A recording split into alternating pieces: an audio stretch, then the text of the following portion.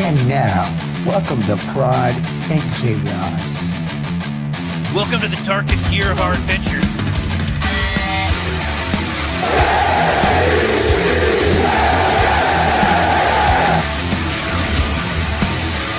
Oh, yeah!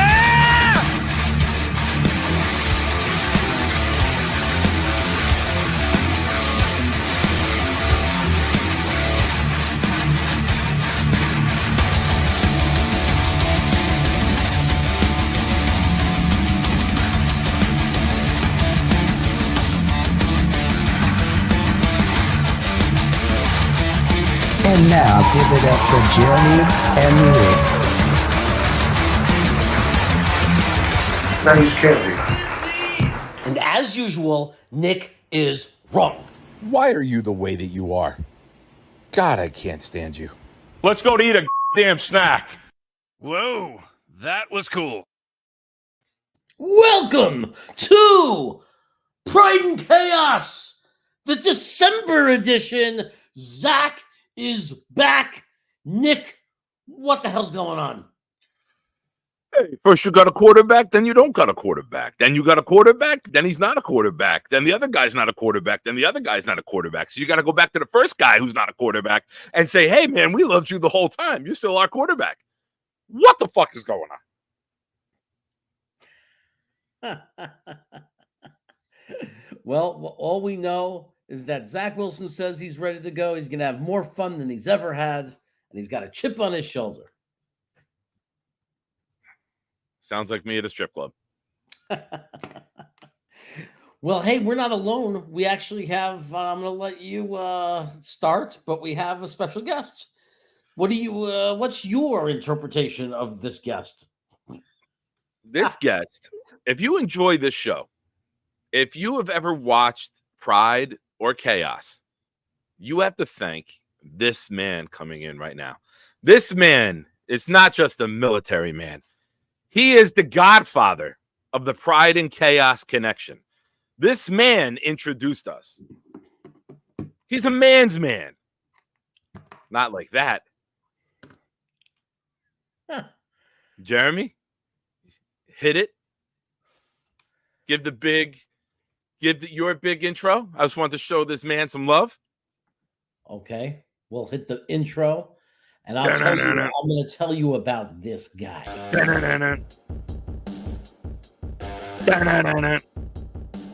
This man, he doesn't say no to a slice of pizza and a Coke. He also does not take no crap from nobody. He's not afraid to share his opinion. As a matter of fact, he's not afraid to criticize. The hell with Joe Benigno. No. This is the real Jet critic. This is the man who could take up a frying pan and then go to the can. This is the original. This is old school, baby. This is sports network, worldwide sports kind of stuff. This is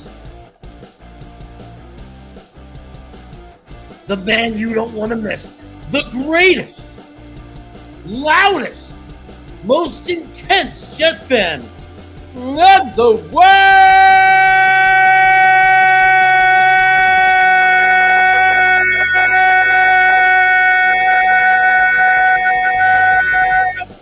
DJ Justin Bone. What's up, brother? Listen, I don't know what I did to deserve that kind of an intro, but let me tell you, it tugged at my heartstrings, and I am just I'm humbled. I'm humbled by the way that I was just introduced.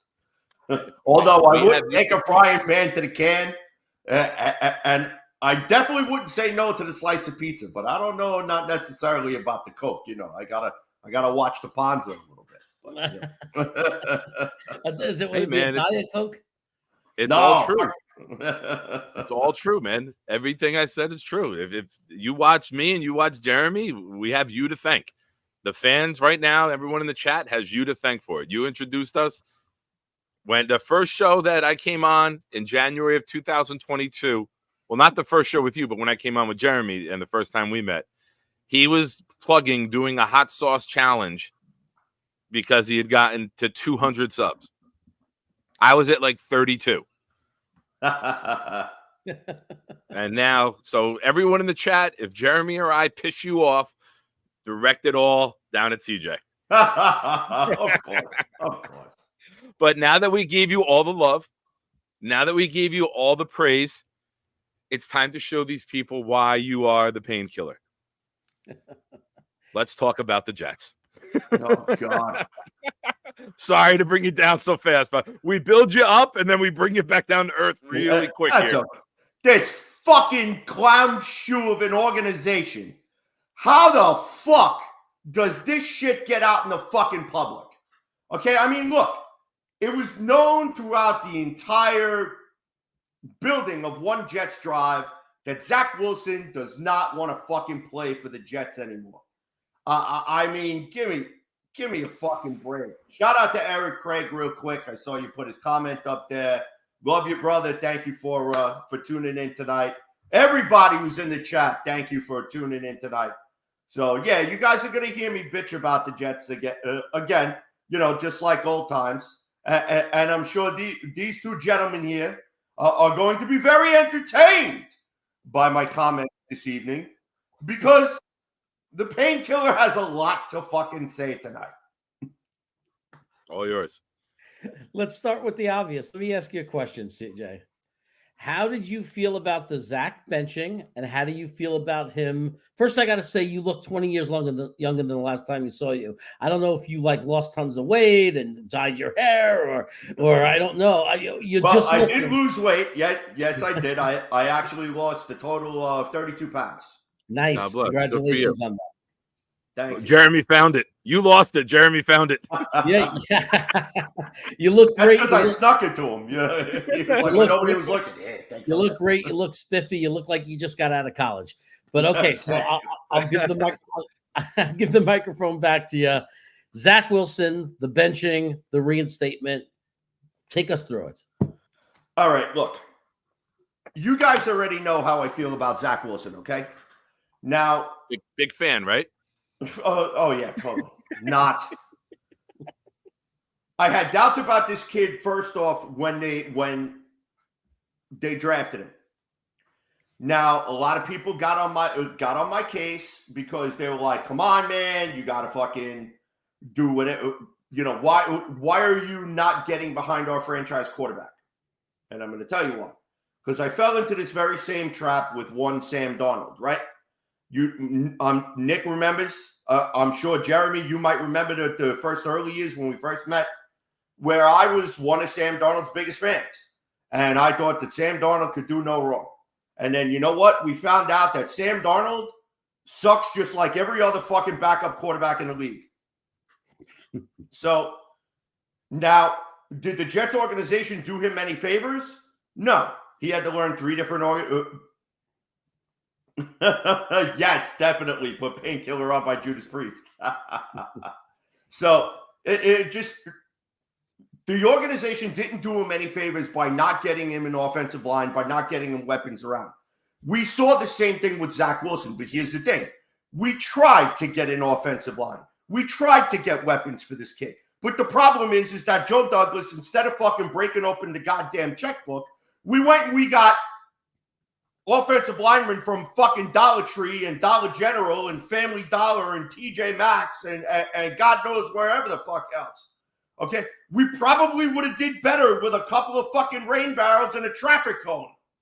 Okay? I mean, but I digress as I'm bitching about the offensive line, which has been criminally neglected for over a decade, but, you know, whatever. Zach Wilson showed you flashes of the quarterback that he could be. Okay? He shows you flashes of the quarterback that he has the potential to be if he can keep his head out of his ass long enough. But the problem is, and this has been my biggest problem since he's fucking been here, he does not do it on a consistent enough basis. And there is only so much that you can blame on the offensive line.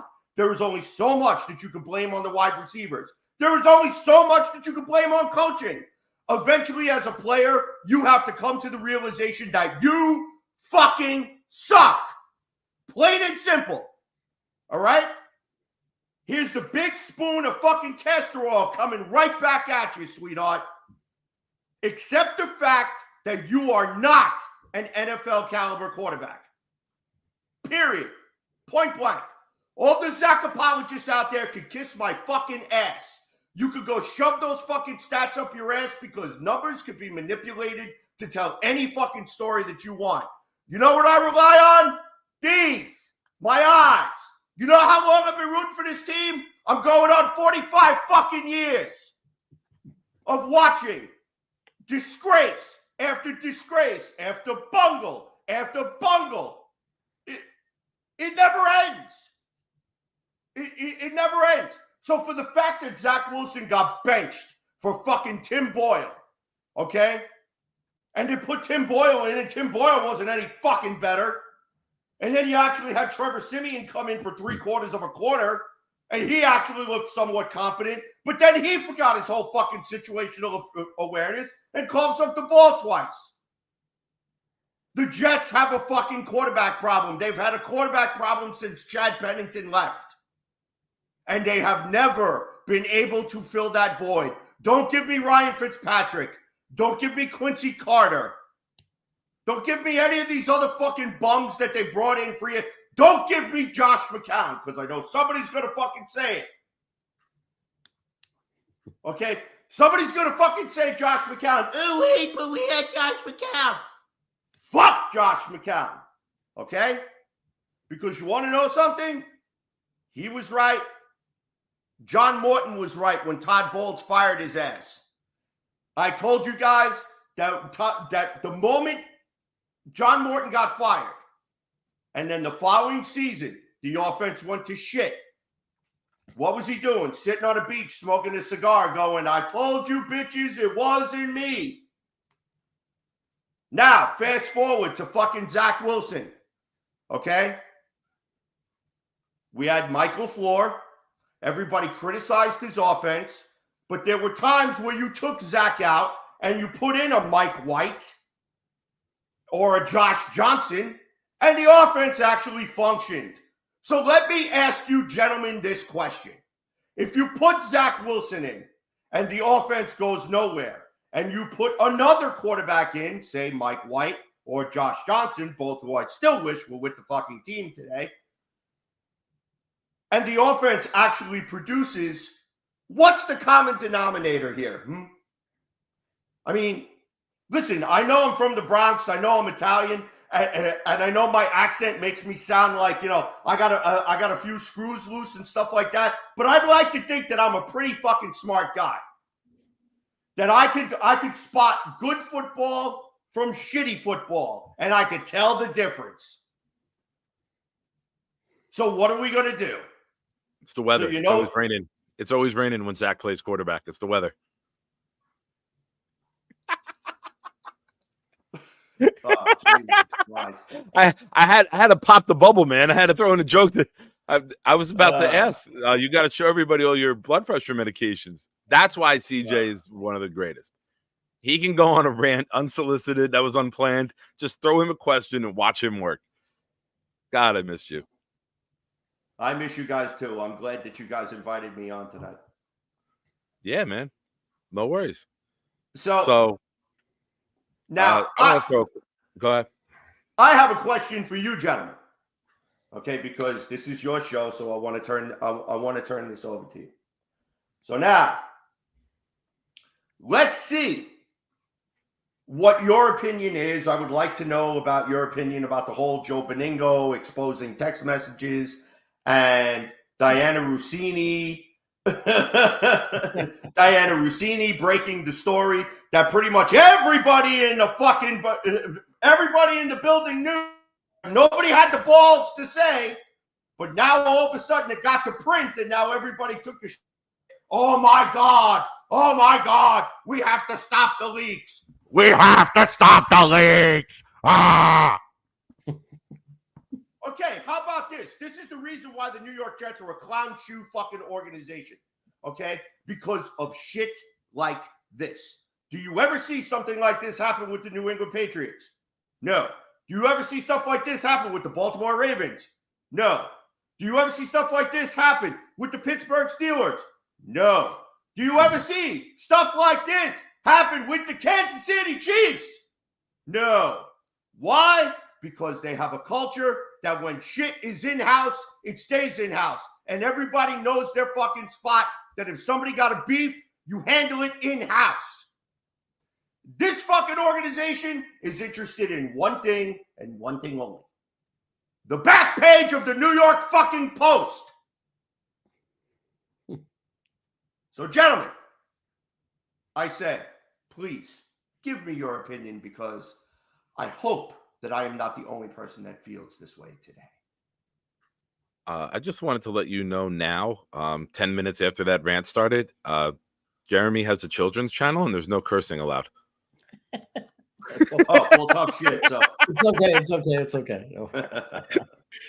Go ahead, Jerry. Look, what you're saying about the locker room and the leaks and all that, I said it the other day. I don't know if you know Long Beach Joe. I was talking to him on his show. I do. I know Joe very well. And we were having a conversation about it. And one of the things I brought up was one of the things about Robert Saleh that we said right from the beginning that we liked about him and that most of the fan base thought was really good for the organization was he wasn't embarrassing us. He seemed to be really well-spoken. And he had like this reputation for building strong culture. Everyone wants to play for him. Great coach, great culture. He told us we only bring in the players who want to ball, who want to play. So how concerning is it when the thing he's supposed to be good at, this great locker room, this great culture, is completely imploding, right? And you have guys leaks. We have players being released randomly, not just being inactive or benched, outright released. We got all this crazy shits going on the shitstorm that you don't see going on other teams. So you can't convince me that we have a good culture right now, that we have a good locker room right now. It's not good, and it shows on the field. That's another thing. Someone said, how do you know the locker room's not bad? Did you watch the game? If that doesn't tell you that there's some shit in the locker room, when you watch the disgusting diarrhea that's on that field the past few weeks, don't tell me that there's not a problem in the locker room. Of course there is. We already knew that Saleh. We already witnessed that he's not a good game situational coach. He's screwed that up enough times. He's not a good personnel guy. He's not making the right decisions on who's playing. He's 3 weeks behind the fan base in that department. So aside from being a defensive coordinator that put in his scheme that's effective, what are the arguments of why Robert Saleh should be the head coach going into next year? Nick, go ahead. Go ahead. I know you're on limited time, man. Get as much in as you can now. Go. Well, the people are asking for you. I'm smart enough to shut up. People are asking for you, and they want more of this. I'll bore them later. Listen, I'll bore them later with my positivity, and I don't want to be positive and get snapped at by you. So this is all you. No, listen. I need to hear the other side of the coin, please. Okay. All right, because right now I'm on the ledge and I'm ready to jump. So if there's anybody who's going to be able to talk me off the ledge and give me some sort of hope, it's you. So, okay. But it's got to be not from the green and white glasses wearing, but from actually what you see and what you interpret. Because right now, this is a fucking train wreck.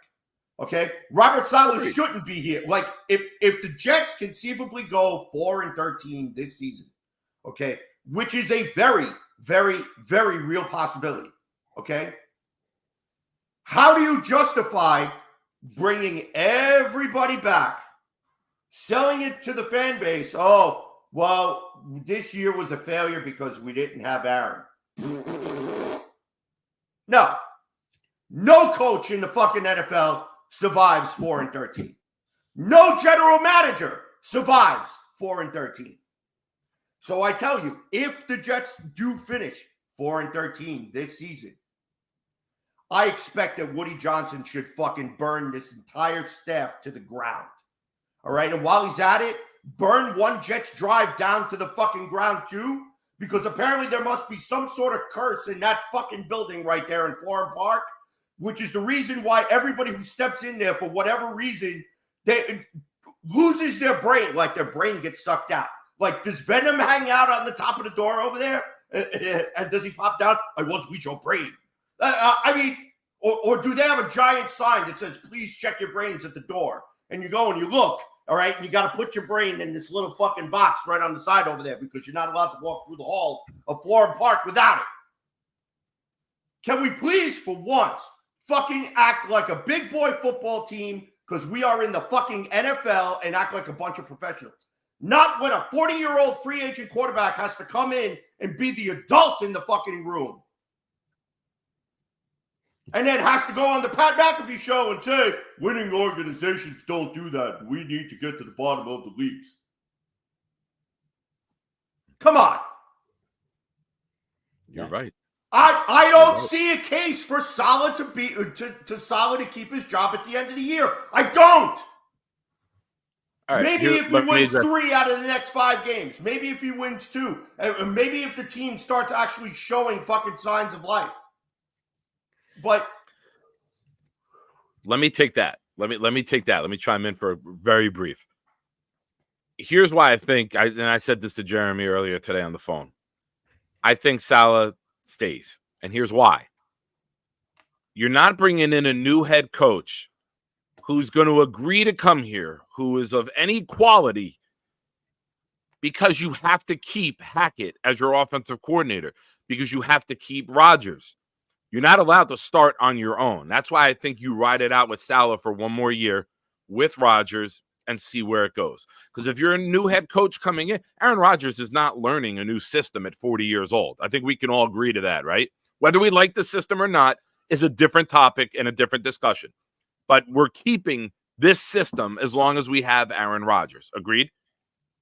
Yeah, I agree. You're not going to fire Saleh, bring in a new guy and say, okay, you're coming in, but you have to keep the 40-year-old quarterback. You have to keep Hackett as the offensive coordinator.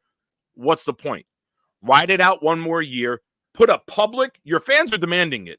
Put a public playoff or bust mandate on everybody. Make it known. We got asked, everyone got asked this year, is it a playoff mandate? And they said no.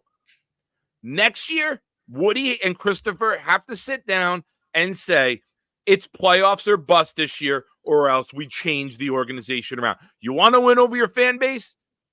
Give them what they've been calling for. Put a fucking playoff mandate and put targets on everyone's fucking back, from the guy who ties the shoes to the people who squirt the water bottles in the players' mouths to the sports science shit that they brought in that don't work because everyone's fucking legs are snapping left and right, to the people who sell the tickets, to the people who fucking get up and give Aaron Rodgers their headset. Every motherfucker in that building. We don't make the playoffs, everybody's fucking gone. That's what the fans want. But you're not going to do it with a new coach, because the new coach is going to have to inherit this shit and no one's going to take the job. Right. Well, let me pose a caveat to that. Okay. Now, if you are, and I love you because I never get fucking heated like this, but just talking to you amps me the fuck up. I love it. Let's go. Let's fucking go. All right. So, to the caveat that I wanted to bring up, the way that you sell this to the fan base is you basically have to, at the end of this fucking shit show, whenever it ends, and it can't end fast enough, Saleh, Douglas, Johnson, all of them, front and center. And you better be ready for every fucking question that the New York media has to say. And on top of it, you better go talk to your boy, Eric Allen, and he better put a fucking thing like this on the New York Jets website. And every fucking PSL holder, season ticket holder, better fucking get it in a hard copy form in their fucking ticket book. We apologize for the way that we played. We know that you expect better. And we're sorry that we presented this fucking shit-ass product this year, because our fucking season unfortunately ended 4 plays into the fucking first game of the season. But And we that's vowed where to we be as better. fans, and that's where we as fans are gullible suckers. Because we knew it was over 4 plays in. But what does this team do? They give you a little bit of hope. They play with Kansas City. They beat Philly. And then they wind up. Remember those things as a kid? You freaking wind them up and crank them, and then you let them go.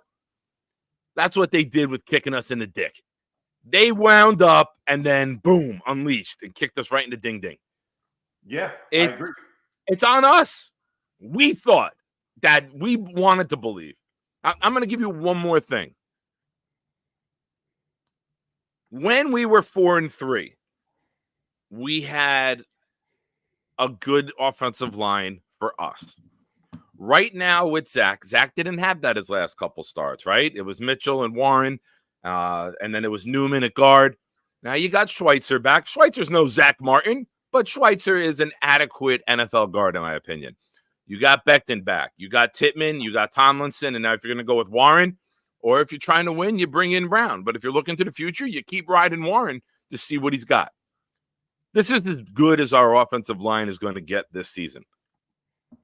Maybe the defense is on fire. Tank Dell is out against Houston. He, unfortunately, star rookie who was amazing, broke his fibula. He's out for the rest of the season. CJ Stroud got taken out of the game last week with a concussion, cleared, and brought back into the game. I've never heard of that. Mm-hmm. It seems like that only happens to quarterbacks, right? I think Jalen Hurts had it a week ago. Derrick Henry.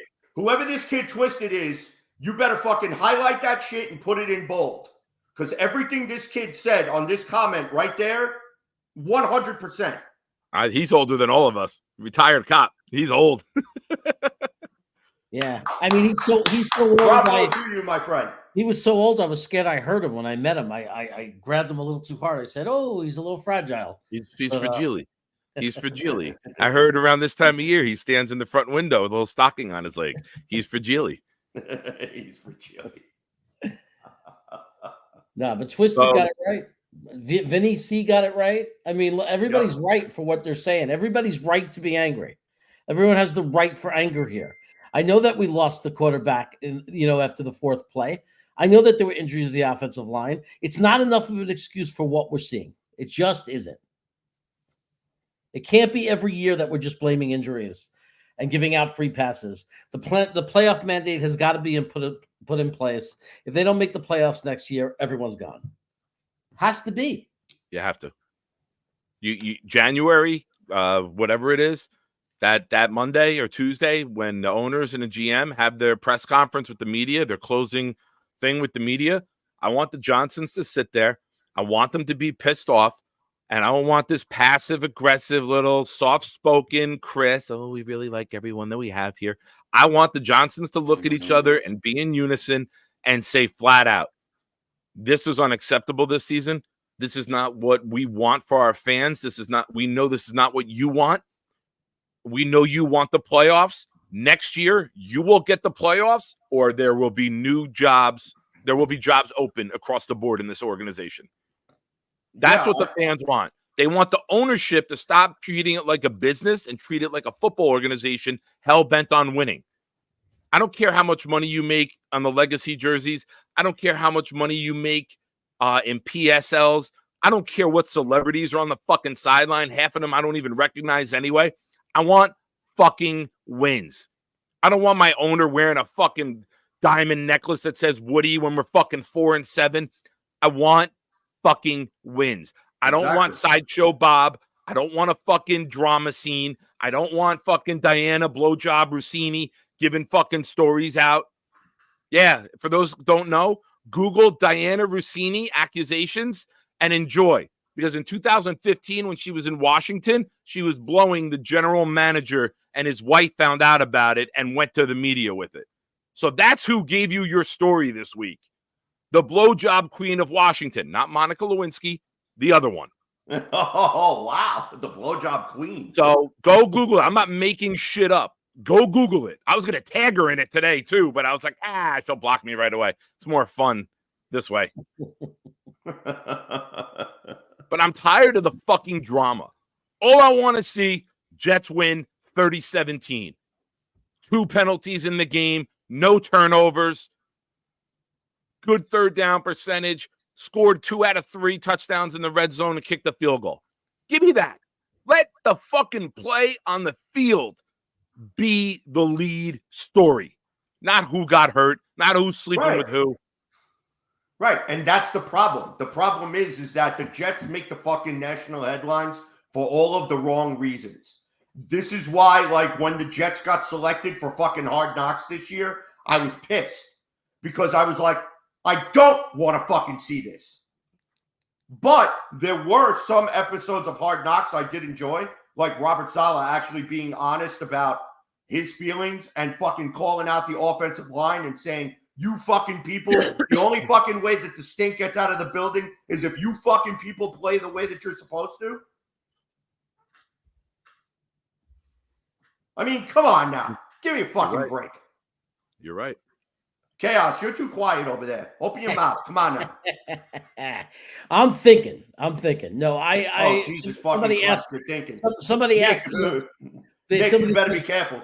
Somebody said 10-7 and they don't make the playoffs. Then what do you do? Well, listen, it depends.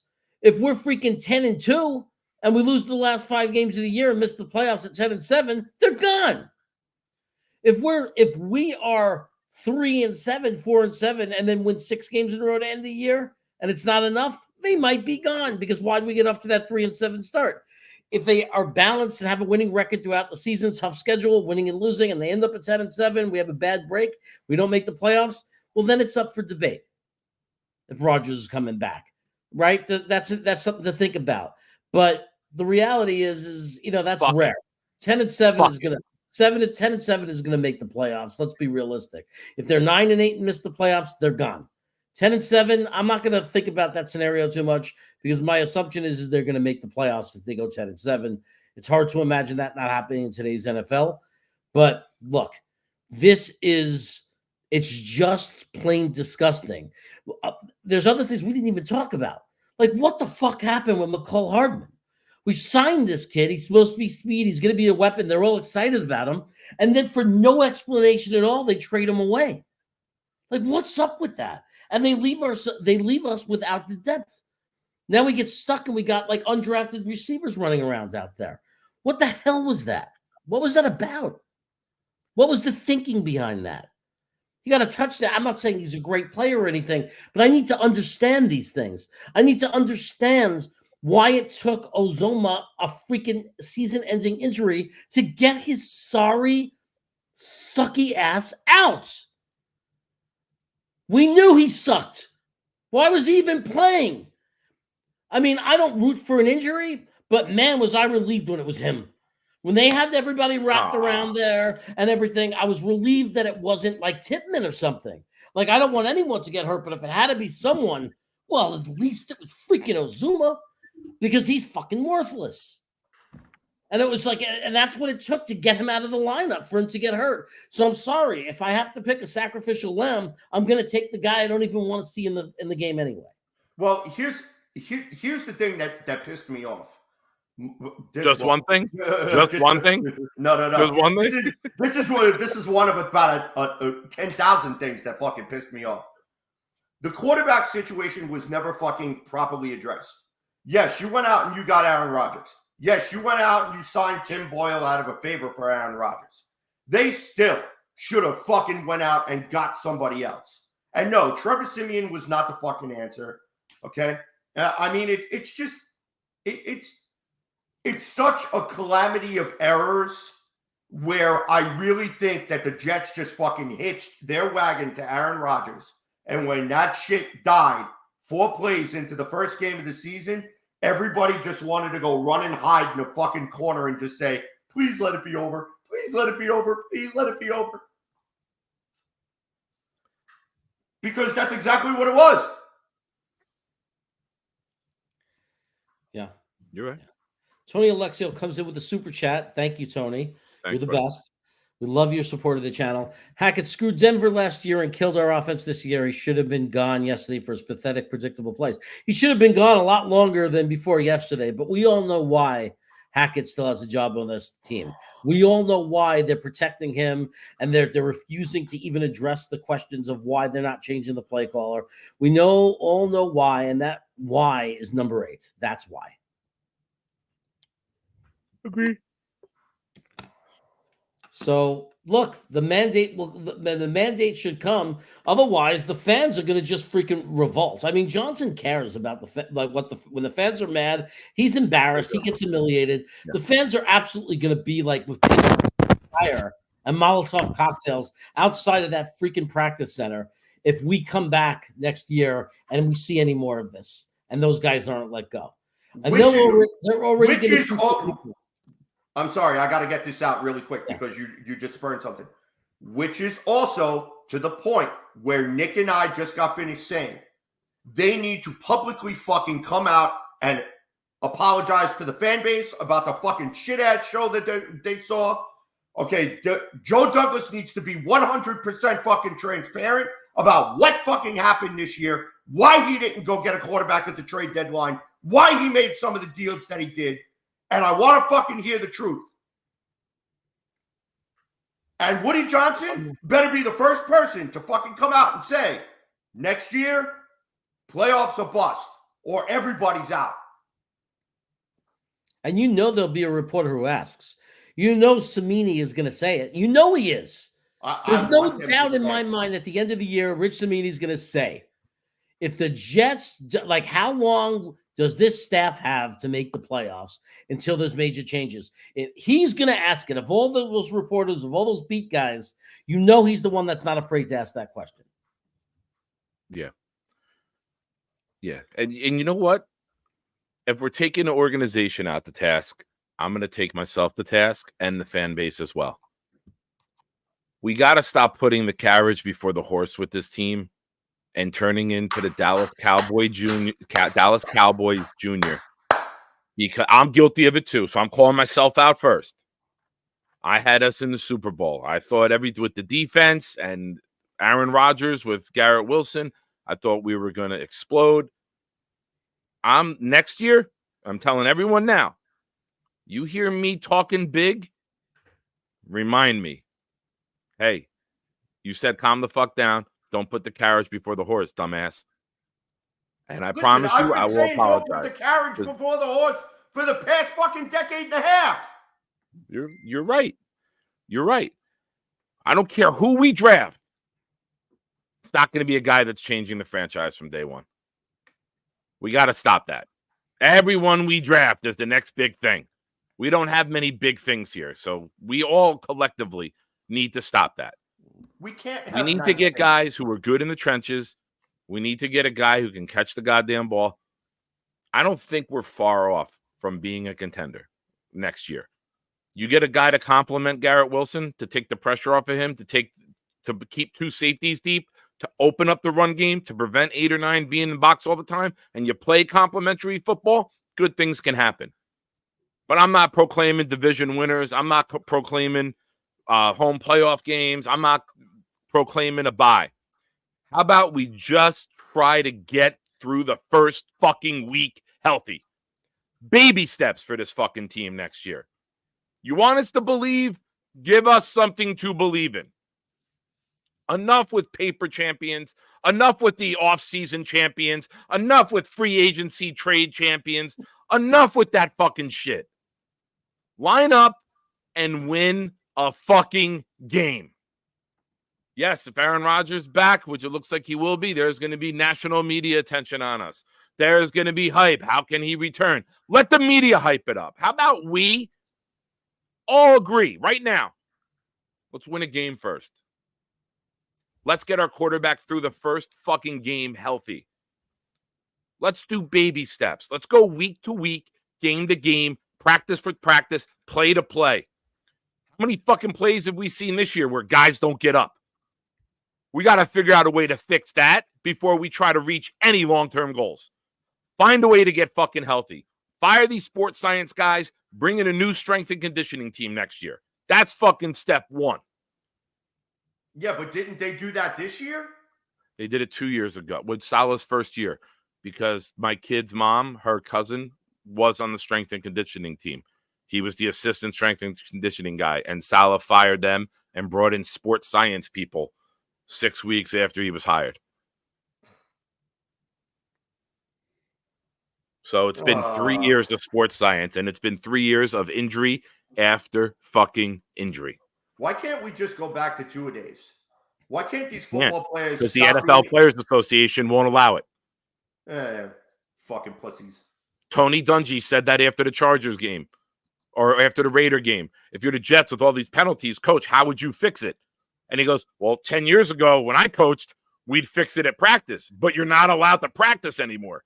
You don't have two-a-days. There's limited contact time. They treat it like fucking Pop Warner. They think that's going to minimize concussions in practices. They're wearing the head pads like they do in Pop Warner, but they don't have any goddamn time on the field to fix this shit during the week. Yet he's making me hungry with the cheeseburger. It's not fair. You're not allowed to show me pictures of cheeseburgers during the show. Look at Nick. Looks like he ate 5 cheeseburgers already. just throwing out insults.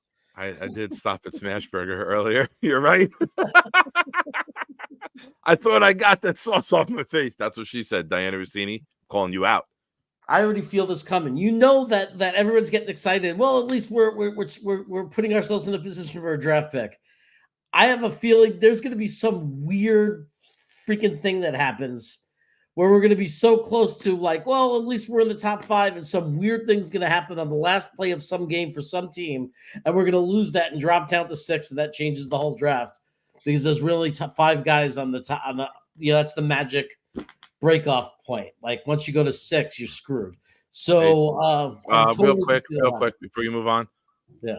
Toe jokes twisted, shooting ourselves in the foot. Joke. That's what you're doing.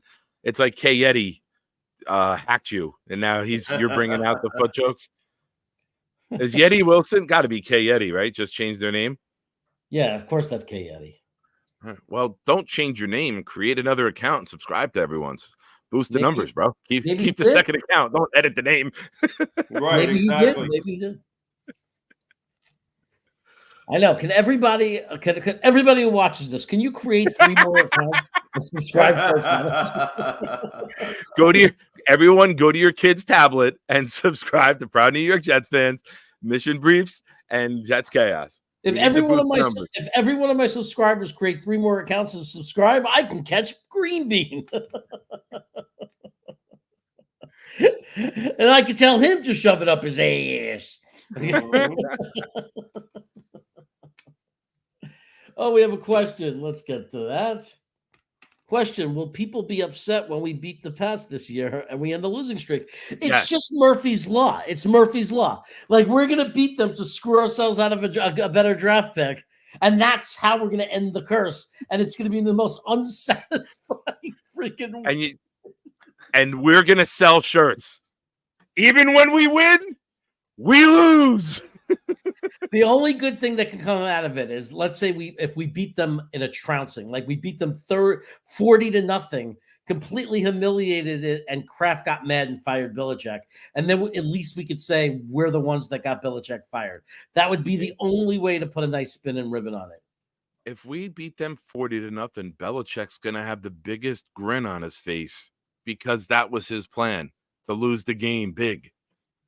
Yeah, that should be a game of quarterbacks just running out the back of the end zone every possession for each team to just give safeties. We're going to give you points, punt it away. You catch the punt, run. There will be league investigations about who was trying to blow this game. No, I think a lot of people would probably say this is the one game of the year that they hope ends in a tie. I'll take that. A 0-0 tie. Marvin Harrison Jr. Marvin Harrison Jr. Absolutely. He's my number 1 on the board. I don't care about a quarterback. And the reason why is because I do not believe there's any way, unless it comes down from ownership, to get a quarterback. I don't think Saleh and Douglas are drafting a quarterback. If they're in a win now mode, they're not going to take a guy who's not going to help them win this year. It would be, for me, Marvin Harrison Jr., trade the fuck down. And I would be angry about the trade down if Marvin Harrison is there. Yeah. You put Harrison with Garrett Wilson, Breece Hall will never see an 8-9 man box again. The run game opens up. Who are you going to double team? Whoever you double team, we're going to feed the other guy the ball. Yeah, if we went 2 and Marvin was off the board, you trade down because someone will give us a ridiculous loot for that number 2 pick because then they get their choice of quarterback. And there's going to be some team that's in love with one of those 2 quarterbacks. So if Marvin Harrison somehow went number 1 and we were at number 2, not that we will be, but if somehow we were, you absolutely trade down. You trade down and you take all those picks, man, and you make sure that some of them are for this year. I'm not talking about trade down for future number 1s. We need to get Rodgers to help right now. Part of that trade down is that we trade down not too far, but we also pick up a high number 2 pick and then number 1 picks for the next couple of years, maybe an extra number 2 next year. You take the loot. This is another thing that fucking pisses me off. Yeah. This right here, this fucking conversation about the goddamn fucking draft, and we're still in the fucking regular season. No, but what choice do we have? All right. Let me ask you a question. How about this? Look at your potential fucking free agents. Find me a goddamn offensive line. Do that. Print that. Tweet that. You fucking mopes. What is his name? Bittaconti? What's the guy from Green Bay? He's 32 and always hurt. Oh, Budkowski? Yeah, I don't know. The guy from Green Bay was always Nobody hurt. over the age of 30. Fuck it. Oh, Bakhtiari. I thought you were talking about the writer that was trolling the Jets all offseason. You got a new fan. And truth be told, there's only one person we would allow to come on our show and yell at us like that, and that's the godfather of our relationship. CJ put us there. For those of you who missed the opening, I know a lot of you have come in since. CJ is the reason Jeremy and I are friends. So we have this guy to blame, and everyone can point a finger at him. As much as you love him, now you can shame him. He had us on his show together, and Jeremy and I connected right away. And it was early on. Jeremy was at 198 subs trying to hit 200, and he was going to do his first hot sauce challenge. And I was like, that's a fucking guy I need in my life. That's a friend that I need in my life. That's not the only thing that happened on CJ's channel. Let me tell you a better story. Okay. The moment I decided to start my own YouTube channel, I told CJ, I said, look, I have an announcement I want to make. This was like in November, and I said, maybe I'll do it on my birthday, December 10th. And CJ goes, well, why don't you just do it now? He goes, come on the show tonight, do it now. And just by Jimmy was there, whatever, and Harrison was there. Yep. Right. And I said, you know what? Why am I even going to wait? Like, what's the point of waiting another couple of weeks? Get ready, get busy living or get busy dying. So I went onto the show and I announced that I was going to start a channel, and I got my first couple of subscribers, CJ being one of them. I said, this is the channel. CJ went right there and Jimmy went right there, and they all started subscribing, and that was the birth of my channel. Happened right on CJ's show. So I don't say it enough, because I give a lot of credit to Green Bean, obviously, because I was on his channel a lot and he got me started. But the other person out there, the other content provider out there was CJ outside of Green Bean, who brought me into his world and basically gave me that kind of thing, like kind of gave you that feeling of this is not just one guy, Green Bean. Like it's not like you have to worry, like, is he the only guy that, like, he's your friend, so he's helping you out. But CJ made it like, oh, here's another guy with another thing going on that wanted me around, that validated me. So I'll always appreciate that, CJ. I appreciate you guys. Let me tell you, the one thing that I miss about doing shows on a regular basis for this time before I took the hiatus was Weapons Hot After Dark. I loved doing it on Friday nights, but then eventually I had to step away from everything because it was just too much. But I tell you, some of the episodes that we had there, some of the good times that we had, Jimmy getting pissed drunk on one of the fucking episodes that he passed he out. Fell out of the chair one night, right? He did. He completely fell out of the chair. Fell out of the microphone, everything. He was done. And I tell you. So, Matthias, last I heard, Jimmy's actually doing really well. I think him and his girlfriend are engaged now, and I think he's getting ready to get married. So I'm not really sure, but this is quite a while since Jimmy and I have talked. But that was the news for the last time that we had talked. But normally bad news travels fast, so I guess he's doing okay. I saw him on a post in Live Rounds that Kevin Robbins runs, and he was basically angry, and he was saying, "I'm done with this team. I'm gonna start putting everything up on eBay for sale. I'm done." Like it sounded like drunk Jimmy posting. Mm-hmm. Yeah, he was fucking he was so aggravated, dude. I actually went. What was it? It was that season that I went in my backyard and I actually burned one of my Jets jerseys because I was so fucking aggravated with this team. I should have live streamed it, but it's amazing. I burned one jersey in my life. It was the first home game after 9/11. It was the San Francisco 49ers Monday night game. I want to say September 24th. Monday night, September 24th was the first game back. It was the first football game after 9/11. And I called up and I was like, Keyshawn Johnson jersey burning party. I go, lot 18B. I got on K-Rock on the radio. And I was like, everybody bring their Keyshawn Johnson jerseys. Oh, that wasn't 2000. That was the year before. September 22nd, 2000. And I'm like, everyone bring their Keyshawn Johnson jerseys to 18B at 7 o'clock. We're going to burn them. And I put lighter fluid on it and I just threw it. And Matt and like 3 other people came over like, yo, we heard you on the radio. Here you go. And they threw them in. But so to answer Twisted's question there in the chat over there, name the jersey. I burned my Brett Favre Jets jersey. Wow. So did Brett Favre. He burned his jersey too.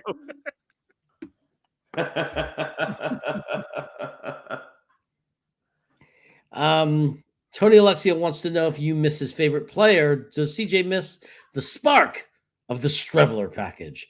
Very big Chris Strevler fan in Tony Alexio. Yeah, actually, believe it or not, I did, because Strevler, everybody seems to forget that this guy won a Grey Cup in the CFL. Now, he may not have had the arm to be able to launch it 70 yards like they fucking expect every quarterback in the NFL to do. But you want to know something? He was smart with the ball. The only thing was that a lot of people said that he had small hands and he was prone to turnovers. But you know what? There's ways to work around that. And every time that fucking kid got the ball, he just reminded me of Taysom Hill. He was like ready to run over people. Yeah. Interesting. It's quite the coincidence because Strevler won the Grey Cup and Jeremy's won a Gay Cup.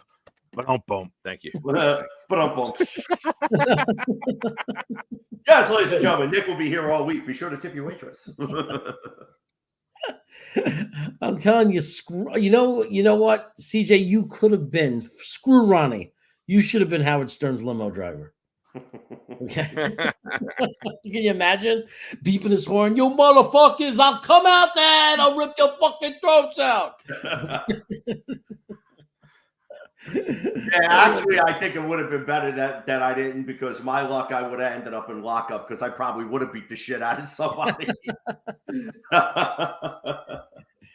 I love his pictures on Facebook. You got to see CJ, man. He dresses up. He goes out to the restaurants. He owns that state down there in Florida. Oh, man, I wish. Let me tell you. I like when he gets all alfalfa-y and he slicks his hair over to the side. It reminds me of alfalfa. Wait for that little thing to be sticking up in the back. It's like, oh, when I need a fucking haircut. Mrs. Painkiller told him he had to get dressed up. He did it. Yep,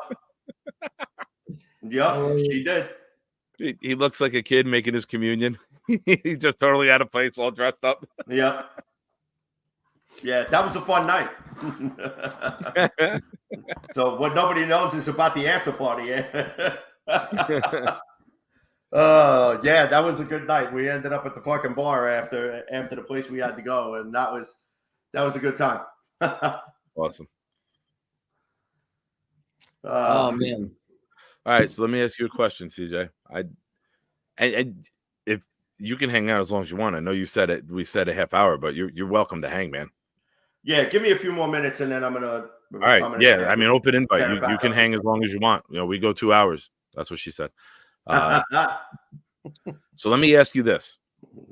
And I'll be right back. I gotta just. All right.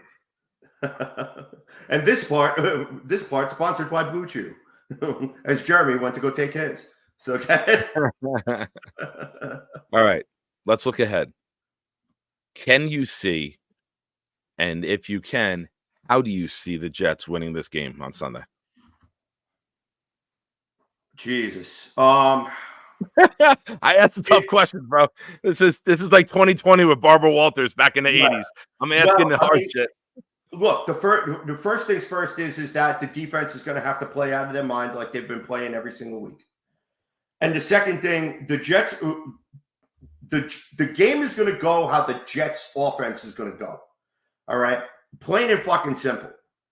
Because if this offense can't figure out how to fucking score a touchdown instead of settling for field goals, I mean, let alone the pre-snap penalties, if guys could stop fucking holding and stop doing shit that actually kills good, sustainable drives. Like, I counted at least 6 different drives in which Tim Boyle, for all the fucking criticism that we've been giving him and all the shit that we've been giving him, in between the 20s, he was moving the ball pretty good. And then you have a 19-yard catch, gets called back for holding. You had a 17-yard catch, gets called back for fucking offensive PI. So, and then all of a sudden, we get to the red zone, and it's like, they forget how to fucking play football in the red zone because everything is compressed. It's like, be smart, play smart football, establish your fucking run, open up your pass game, don't be afraid to take a fucking chance. Just stop playing scared. Stop playing scared. That's it. So you want to win this game? The Texans are a fucking beatable team. They are a 100% beatable team. Yeah. If I'm coaching the New York fucking Jets, I'm telling you right now, I am halfway up fucking Nate Hackett's ass, and I'm fucking telling him, if I don't fucking see RPO or play or rollouts or fucking play action, I swear to God, I'm gonna beat you to death with that fucking playbook. What playbook? You assume Hackett has a playbook? Are you assuming Hackett has a playbook? Have you watched this season, brother?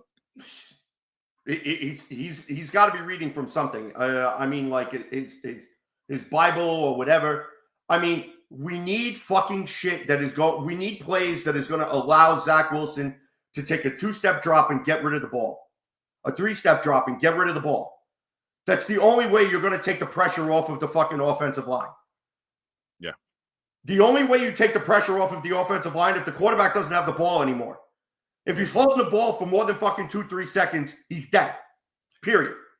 So you have to come up with fucking design plays, whether it's over the middle, in and outs, short dump offs, whatever the fuck you got to come up with. Do it. Move the fucking chains. Live to play another down.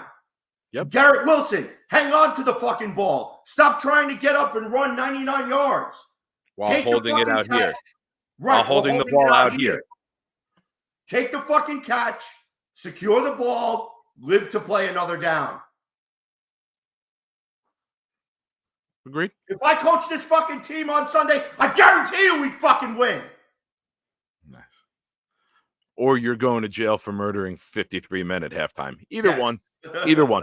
Everybody's getting fired. There'll be nobody to fire. There'll be funerals. Right, exactly. Do you know what's going to burn Jet fans the most on Sunday, CJ? And Jeremy? Blake Cashman being the best player on the goddamn field all day. Is that salt in the wound for this season or what? And he's not getting hurt. He's not injured. He doesn't get injured anymore. He's going to get hurt shaking hands with the Jets just to relive his past. It's unbelievable. Can you imagine the reaction of the crowd, or like what our reactions will be if somewhere in the first quarter that kid goes down with a serious injury? It's going to be like, can you imagine how we got Great Glassman! It would just be crazy. But the fans knew he was talented, like Grandizer, who's a moderator on this channel. He is a Miami Dolphin fan and said, I can't believe you guys got him. I can't believe that he's getting the bad rap. He's really good. I wanted the Dolphins to take him. I mean, there's a lot of people who liked the kid and thought he was a really good linebacker, and we never gave him a chance healthy. He was never healthy, so he never got a chance. Yeah. But what are you going to do? But that's my thought. I mean, honestly, I don't see the Jets winning this game, but it doesn't mean that there isn't a chance that they can win the game. They can. The offense has to fucking show up. And if the offense doesn't show up, the Jets are not going to win this game. Point blank, period, the end. You can't expect your defense to fucking stop their offense and score points and pitch a shutout. Can't do it. Our defense is fucking exhausted. They are fucking exhausted, dude. And I noticed it at the beginning of the third quarter because guys were just a little bit of a step off. They are fucking exhausted. And they're exhausted because their offense lasts a fucking grand total of 7 minutes on the field for an entire fucking 60-minute game. Unfucking acceptable. Done. Yeah. Well, the reality is not every game, and I'm not a truther, I'm just going to state a fact, not every game that Zach played in this year was a shit show, right? I mean, he came in, we were down by 10 at one point to Buffalo in the first game of the year, and somehow we managed to win that game. The Kansas City game certainly was not a shit show. He definitely has played this year at levels that is much better than our backups have played the last couple of weeks. Like, we've definitely seen him do better. Now, the problem is he's super inconsistent, and he's been horrendous and horrible at the same time in a lot of other games. But when you say how could I explain how would we win this game? Well, if there's a chance he's going to come out and actually play well. It's not a high chance, but there's a chance he will. There's a chance it'll be the guy we saw against Kansas City. It'll be a guy who actually, for some reason, puts it together for a game and does well, or puts a few good quarters together and allows our defense to get the proper amount of rest between, drives and they dominate the game, maybe force a turnover or two, and the game swings our way. Because we with our defense, we're capable, if we get any kind of competency at quarterback, our defense makes it possible for us to win any game. Of course it does. But Here's the thing. You're now asking Zach Wilson to come out and to play. Okay? Mm-hmm. How does Zach Wilson go into the locker room and how is he received by everybody? Do you really think that the 52 other guys are going to go out there on Sunday and be like, he's my quarterback, I'm going to run through a wall? Fuck no. Yeah. Fuck no. Unless they're waiting for somebody to tee off on that kid so he can get hurt. And then Trevor Simeon's going to fucking trot his skinny ass in there. And then we're right back to where we fucking started all over again. Yeah. Yeah. I mean, and I'll tell you one thing else. Okay. I did a video shortly before the Kansas City game that Zach Wilson needed to have the fucking game of his life. That if he wanted to shut people up and he wanted to start earning people's respect, he needed to go out and have the game of his life. Do you know what he did, Jeremy? He went out. He actually had the best football game he has ever had in his professional career. And then what do? You follow it up the next fucking game by having a complete clunker? This is the thing. This is the question that is Zach Wilson. Okay? Right. Look, we know. I mean, I think those of us in the real world know that Zach Wilson's never going to be a starting quarterback in the NFL again. Like, he's never going to be a real quarterback. He's never going to be a factor. He's never going to be relevant. He'll probably be out of the sport in the next few years. Who knows where he'll end up next? He'll maybe make a couple of spots as a backup quarterback, whatever it is. He needs to go to the CFL. Right. He's not going to be an NFL quarterback. We already, we all know that. All we're saying is there's a possibility, a chance that he might come out and have one of those random good games or manageable games where he keeps that defense in it and is able to do just enough, there's certainly a better chance that he's going to do it than Tim Boyle or Brett Rippon. Or Boyle's gone, or Rippon. I'll tell you what everybody was expecting with Tim Boyle.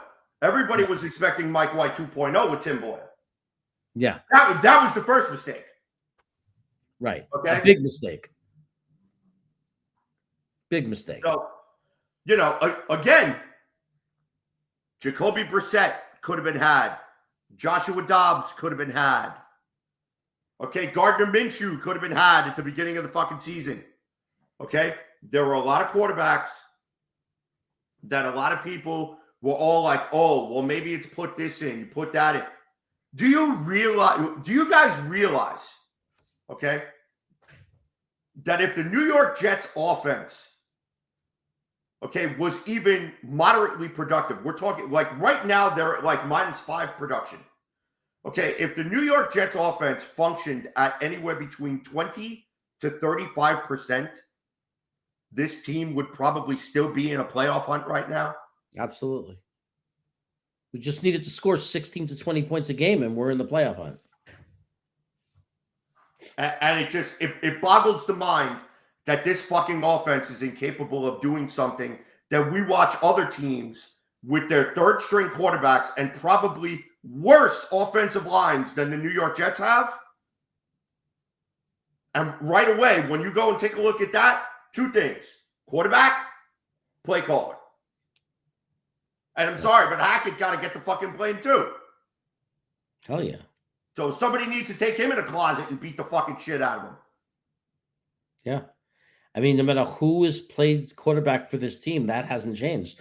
No matter who's come in and out of the offensive line, who's gotten healthy and come back, it hasn't changed. It hasn't helped.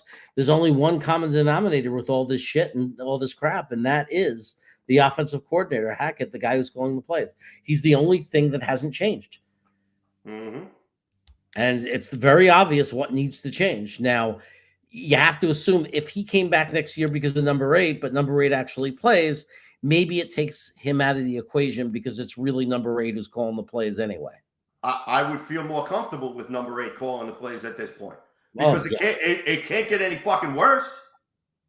Right. It definitely can't get worse. That's what I was saying in the beginning of the show at Nick. I was saying it the other day. I was like, it doesn't make sense. Like at this point, we should be throwing bombs all day long to Garrett Wilson because maybe we get a penalty, pass interference called. Mm-hmm. Because nothing could be worse than what we're seeing. We're losing and not scoring anyway. So there's nothing you could do that's worse. Anything you try only could be better. Yeah, like I don't care if you throw a 35-yard interception down the sideline trying to fit one in. Just try to stretch the defense. Put that threat out there where now you might open up the run game because now you're showing the opposition they're not just checkdowns. They're trying to hit some passes downfield. We can't walk that safety up. There was a play in Buffalo where the two safeties were 7 yards off the line like it was Pop Warner because there was no fear of a throw downfield. Right. You can't play NFL offense without using the entire field to your advantage. And I tell you something right now. You better fucking go downfield early and often, because then that's the only way the defense is gonna back off. Yeah, you got to open it up, and you want to get Breece Hall going. You know, Breece Hall he's averaging 2.8 yards a carry since the Philly game. Even before that, I think the last 7 games, 2.8 yards a carry. You got to open him up.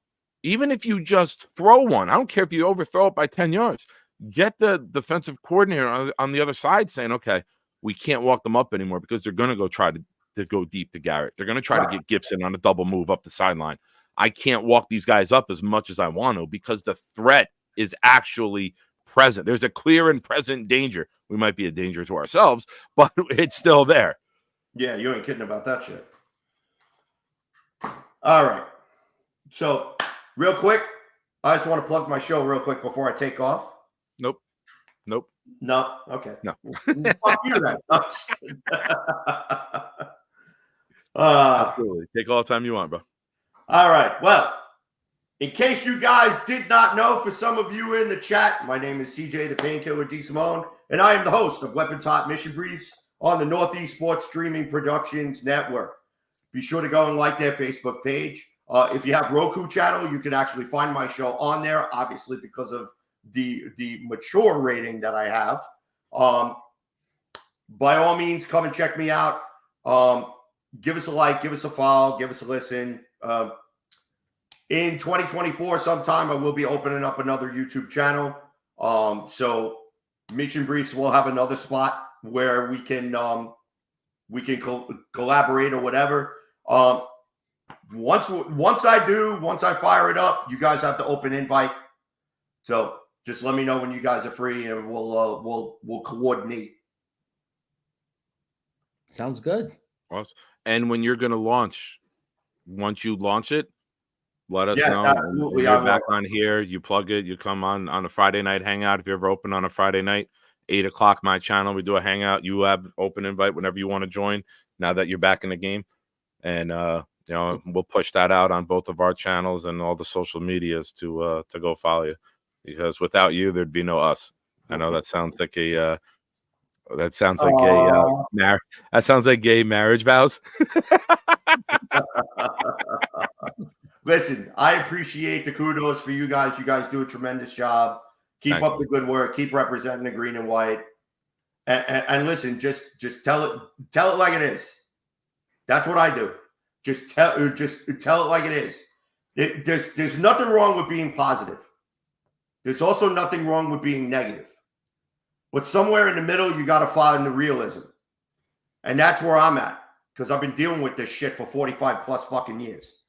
All right. So, I mean, and eventually you just get to the point where it's like, yeah, enough of the headlines, enough of this, enough of that. Just win some fucking games and stop looking like a Division III high school team. You're right. Absolutely. Okay. You're right. And just for the record, you as a Jet fan sounds like me with my life, because I've been dealing with this shit for 45 years. Thanks for joining us, buddy. It was great talking to you.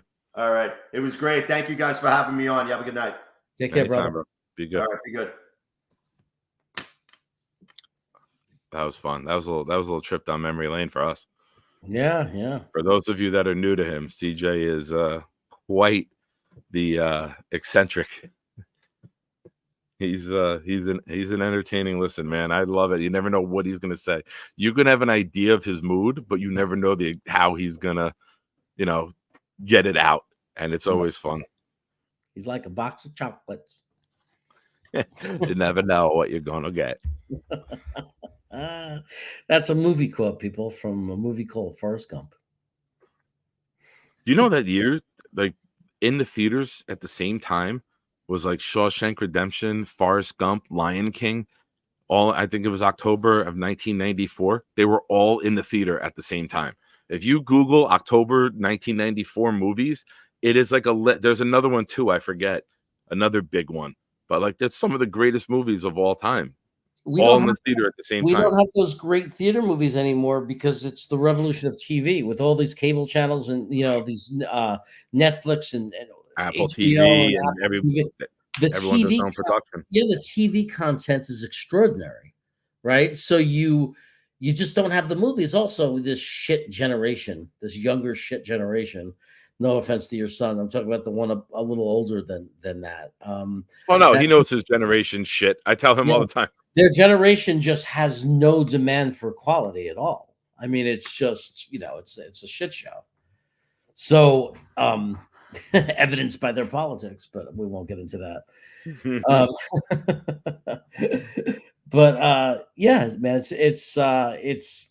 it's crazy. But the TV content, my God, me and my wife are watching new shows on those channels, Netflix, all the time. And I know how much you love Suits, which was great. We're watching one called The Morning Show now. We're watching The Morning Show. I don't on Apple. It's on Apple TV. It's great. I don't have Apple. I'll have to wait for you to send me your password. But yeah, GVH is pulling this out, and he's right. Rest in peace, Norman Lear. All in the Family and a lot of other great shows. I think maybe MASH. Oh, yeah. But definitely, most famously, All in the Family. was Norman Lear, and he died at, I think he was 102 years old, and he was 1970s, 1980s TV. You know, I mean, which is a critical time because that's when we went from the black and white westerns of the 1960s to the 70s of the shows we know, like you know, when it became sitcoms and Happy Days and Three's Company. All in the Family was a big part of that shift, and that was Norman Lear. So rest in peace, Norman. Yeah. Was he a writer, director, producer? Like, Director, was he like producer. a network guy? Director, okay. Director, producer. Yeah. Okay. Yeah. He was like Larry David. You know. Awesome. Curb Your Enthusiasm. Let's see. Sith Happens says 19. Yeah, I'm on. I finished Billions, and then with Damian Lewis, the actor from Billions, I was like, you know what? I'm gonna go back to Homeland, and I'm in season 6 now of Homeland. The Jeffersons were so good. Well, that was a spin-off. That was a spin-off. Yeah. So but hey, good times when I was 4 years old, and I want people to understand that, you know, no offense. Like, I don't want anybody to be offended. I'm just being honest. I was 4 years old. Okay, so nobody get offended. Like I had the kindest heart. I'm not racist or anything. I was just a 4-year-old kid, and I loved Good Times, and I loved JJ, like JJ Walker. I loved him. I loved him so much. He'd say dynamite, and I'd laugh. And I just, as soon as he came on the screen, my mother said I would jump up and down. I loved him. But here's the thing: my mom used to take me on the train from Canarsie to Union Square, Manhattan, where my dad worked, every Friday, because we'd go up to the Poconos for the weekend. So on the train when I was 4 years old, anybody you saw with an afro, any black man that I saw, I would jump up and down and say, JJ, and my mother would be like hitting me, saying, shut up. But I honestly loved him. I loved him to death. I also love that show, which was the one with No Roger, No Rerun, No Rent. No Roger, No Rerun, No Rent. No Roger, No Rerun, No Rent. Was that Good Times? Because what's happening with Rerun? What's happening? Yeah. That opening video with Rerun chasing the truck as they're all on the truck, and he's trying to run down the street and get them. There was an episode where they got kicked out of their apartment or something, and they were doing that. No Roger, no rerun, no rent, because Roger and Rerun got thrown out of the apartment. I loved it. Stanford and Son was a great one. Classic show. Really awesome show. I had a great Sanford and Son t-shirt with Red Fox sitting in the chair, just like pointing. And every time I wore the shirt, people be like, yo, respect for wearing that. That's a dope shirt. Yeah. Sanford and Son's still funny. Yeah, it is still funny. Red Fox is just a genius. Yeah, Red Fox was, you loved him. The second the camera went on him, if you never knew who he was, the moment he started talking, you were in love with him. Like you were, this is a guy. He was larger than life. This man. Yeah, he was larger than life. Like Jerry Stiller, who was on Seinfeld and also on King of Queens. When you saw them walk through the door, you knew you were going to be entered. They just had a persona about them where you knew they were going to knock you out of your freaking shoes. You're going to be laughing your ass off. Yeah. Oh, Benson. This is interesting. Oh, Benson was going. I loved Soap. I was talking about that on your show. It's one of my favorite shows ever. You were. Soap was a great show, and I didn't realize that was Norman Lear. That's cool. And then Benson, there was a great line. There was he went to a bar mitzvah, and it was the only black guy, Benson, right? So he's walking around the bar mitzvah, and there's an old lady, one of the old Jewish ladies, talking to another Jewish lady, and he's standing there, and she doesn't know, right behind her, and she whispers to her friend. She goes, "Who's the shva?" And right when she was saying it, she turned around and saw him, and she went, "Shva, shva, shva," and Benson said, "Shvatza." It's a great moment in TV. It was a great. They did things in the 70s you can't do today. It's beautiful. The things they got away with it because it was a comedy, and people laughed, and it was allowed, and everybody wasn't so sensitive, and you were allowed to tell jokes, and you were allowed to play with it and have fun with it. You know what I mean? Hey, now that's what she said. Yeah. Real quick before we get back into the Jets, for those of you new here, I see a couple names, Blue Chip Golf, some others. I just put my link in the chat. Proud New York Jets fans. Building the channel up nicely. Have a Friday night hangout scheduled for 8 o'clock this Friday. Doing some live shows during the week popping up. So please take the time if you haven't already. And thank you again to all those who've helped me hit that landmark. And keep pushing forward. A lot of content, shorts coming out. Frank Nelson. Yeah, those shows are good. They were great shows. Yeah, I think we're going to wrap up. I'll be back tomorrow on the Thursday Night Thick of It, at least in the background, maybe up front. I don't know. You never really know on that show, but that's what the exciting thing. But I know a lot of you guys watch, so Green Bean will be back tomorrow. Hopefully, I'll be able to make it on Friday's hangout for Nick for at least some of it, if my wife allows. And I'll talk to her. Then I will see everybody. I'll have my friend Pish Posh call her and ask. I'll see everybody on Sunday with Green Bean for the reaction party on Green Bean Jet Fan. That's going to be an interesting game. Watching us react to the return of Zach Wilson. I'm going to do a prediction right now. Yeah. 64-yard touchdown pass, Zach to Garrett. Green Bean will get up, walk around, celebrate, sit back down and go, where the fuck has that been? I believe in Job. And then you'll be, I believe in Zob. I believe in Zob. You'll be flailing your fucking arms. Where the fuck has that been for 3 years? We'll all have the same reaction. But here's the thing. Yeah. Before we celebrate, we're all going to do one thing. What? We score over here. What are we going to do, Jer? If we score over look back here for flags first. Oh, yeah. Look back here.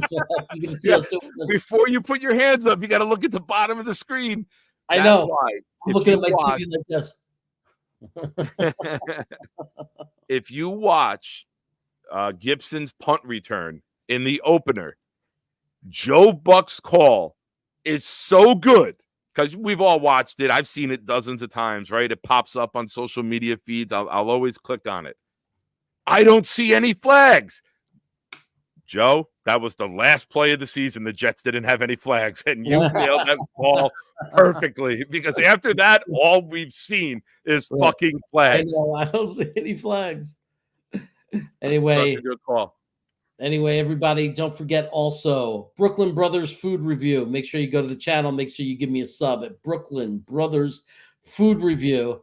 It'd be really appreciated. It's actually my better channel, to be honest. It's my best work. Brooklyn Brothers Food Review. Go check it out. It's a lot of fun. Harlan will tell you he loves it. He watches every video I make. And Nick watches every video. I'll start door dashing you food so you can eat during this show so you can then say this is your best work. We can combine the two channels into one. Nick the Door Dasher. Anyway, everybody, I love you. I appreciate you. I'm glad you were all here. And oh wait, give us a prediction. Can we do a score prediction? Whoa. Yeah. Whoa. I mean, I'm sorry. I know you were winding down there, but I'm like, wait, we didn't. All right, I'm gonna go with a shootout. Shock the world. 10-9 Houston. You know what? I'm gonna supposed to be like 40-mile-an-hour wind gust on Sunday. So I thought of that after I said the shootout. I'm gonna say 23 to 17 Jets. 23 to 17 Jets. I don't know how that's going to happen, but that's what I'm predicting. I'm going to go 30. I wanted to say 30 to 27 Houston. Like the offense finally scores, but the defense can't stop anyone because that would be the Jets fans' luck, right? The game that we're finally scoring multiple touchdowns, the defense can't stop anybody.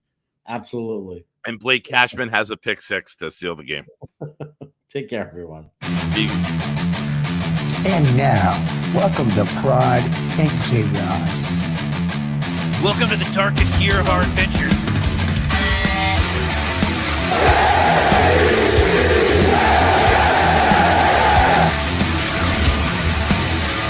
Oh, yeah!